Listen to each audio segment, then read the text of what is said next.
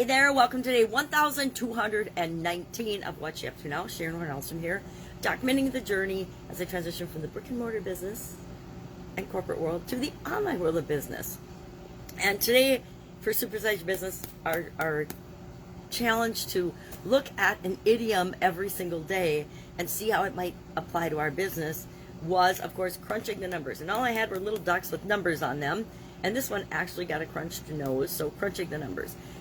Reminds me of the old days of the 10 key and the 12 key with the adding machines. And early on in my corporate career, we still did a lot of that when it came to quality and analyzing data. Still a lot of it we did on the calculators, and then we'd input the numbers and the averages, and luckily, computing technology advanced very quickly, and we could do most of our number crunching on the computers. We could create beautiful graphs. I remember the early days of Lotus 123. Anybody else remember Lotus 123? And then, of course, it became Excel, Microsoft Excel, and now, Google Docs and Google Sheets and all the other possibilities that are out there. But it didn't used to be that easy. I mean, I was telling my cousin the other day, we were cleaning and we're doing some work at his parents' house. They're moving to Florida and downsizing significantly. And they found my uncle's old slide rules. He's an engineer and worked in the aeronautics industry his whole career. And so they found a bunch of slide rules and were laughing. I'm like, I had to use those in college. You guys, his son was there as well, and he had just graduated from college the week before. And he was like, I've never even seen one of these. I'm like, I know that. That's amazing, isn't it?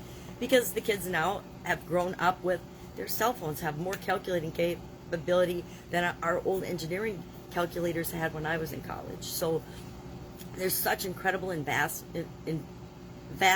advancements for technology in the kids nowadays. There's no reason to not be able to easily and effortlessly crunch the numbers. Look at the figures, look at the facts, look at the information that's available to you so you can make better decisions and better choices. I am obviously feeling a little bit under the weather today. My sister would say it's allergies. I think I got a little bit of a cold, but it's probably a combination of both, because it's spring here in Wisconsin and there's all kinds of junk floating around in the air. And we've had up and down weather for the last week, where it's been rainy and cold one day, hot and humid the next, then a beautiful day, and it's just been this roller coaster of weather. We're going to get some more of that this week. It was beautiful yesterday, super duper rainy and cold the day before. Now today it's supposed to be nice, and by the end of the week it's going to be in the 90s, the mid to high 90s. So go figure, Wisconsin summer weather. Glad to have it, love to see the sunshine. But it sometimes wreaks havoc on my voice and my ability to pronunciate and speak.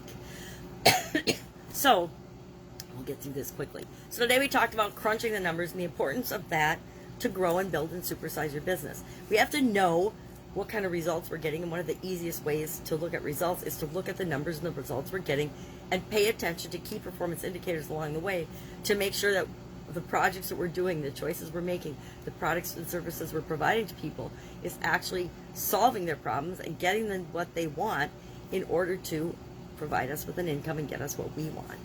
Our annual challenge today, to do one thing every day that centers you, was all about love, and that love will unbalance us. But sometimes we need to be unbalanced in our love life, our love area of our life, in that part of our life, in order to create balance in the rest of our life. And I would say that is very true.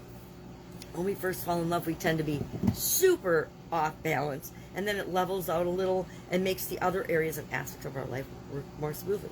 I mean, I'm glad I was married when my kids were little. I had my kids and my kids were little. It made life a little bit easier. There were two of us that could help share in the workload of raising kids. Anybody who's raised kids knows exactly what I'm talking about.